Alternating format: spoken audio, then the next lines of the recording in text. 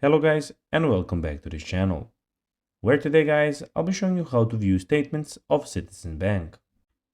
Now guys, the first thing that you of course need to do is go to citizensbank.com and you'll be greeted by a screen like this. Now when you do that, you just need to go and log into a profile. But guys, if you do not have one, you can always go and register to Citizens Bank.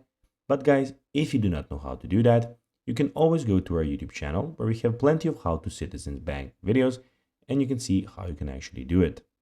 Now guys, that we got that out of the way, let's see what we actually have in front of us. So here, as you can see, we have the official Citizens Bank website where you can see we have a lot of things going on. Here we can go and see some personal stuff. We can see stuff for small businesses. We can go and see stuff for corporate businesses, private bank, and about the actual Citizens Bank. So here also on the personal, which we will be talking about, we have checking accounts, saving accounts, credit cards, home loans, students loans, investing and wealth management, financial educations. So these are basically the things that you can go and apply for.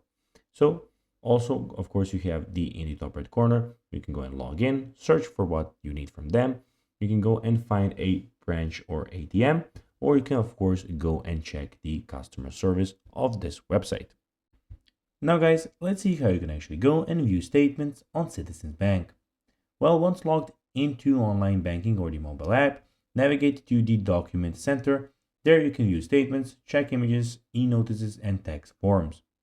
So guys, that will be everything for this video. I hope that you found this video informative and entertaining. If you did guys, don't forget to like this video, share it, subscribe to the channel, and put the notifications on. And guys, as always, I'll be seeing you in the next video. Bye guys.